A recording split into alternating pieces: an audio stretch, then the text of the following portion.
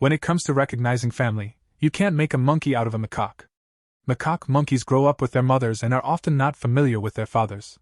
But they can recognize the paternal side of the family even without ever being introduced to them, according to a study published in the journal Current Biology. The researchers suggest that just looking at another monkey is enough to know whether they are related.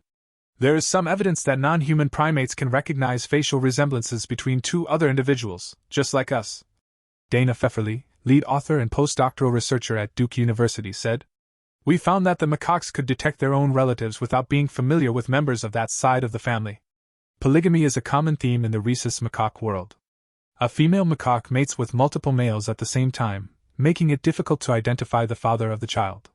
Males are also known to change their social groups often, picking different partners in different groups. A child may grow up having never met anyone from the father's side of its family. Being raised by its mother, the child is mainly surrounded by its maternal relatives. Pfefferly and her colleagues were studying rhesus macaques living freely on Cayo Santiago, a small island about a kilometer off the southeast coast of Puerto Rico. The island is run and maintained by the Caribbean Primate Research Center and the University of Puerto Rico, Medical Sciences Campus. The monkeys of the island have been studied in their wild habitat for more than 70 years. This is why Pfefferly could be confident about their pedigree tree and be confident that the relationship of each monkey to the others had accurately been mapped. During Pfefferly's work there, she noticed that some monkeys could recognize their paternal half-siblings and interact with them even without being part of the same group. This was intriguing. To understand what was prompting this recognition, Pfefferly decided to run an experiment.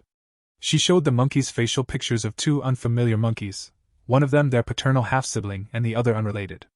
If both the monkeys shown were of the same gender as the participants, then the participants spent more time staring at the unrelated monkey.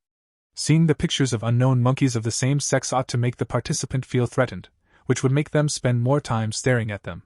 So this indicated that the monkeys could make out their half-siblings and spent relatively less time staring at them. When shown pictures of two monkeys of the opposite gender, however, the participants made no distinction between related or unrelated monkeys. Pfefferly thinks that seeing females brought on mating instincts in males, even if they were related. In the case of females, who also spent the same amount of time looking at the pictures of related and unrelated males, the explanation may be more complex. Female macaques invest a lot in their babies, starting from pregnancy through to bringing up their young ones.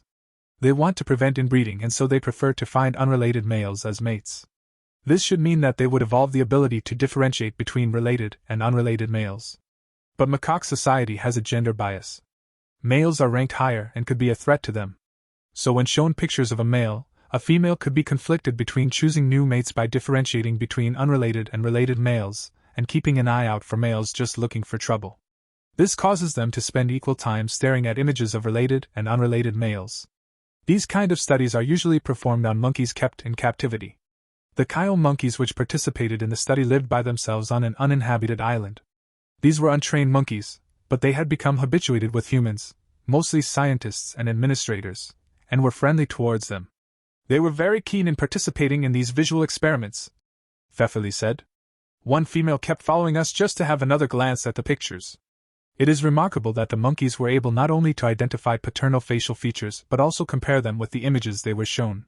Pfefferly and her team have found that beyond recognizing faces, the monkeys use other cues like identifying their paternal half-siblings' calls. It would be interesting to see how a combination of different cues could affect the monkey's ability to recognize paternal kins, Pfefferly said.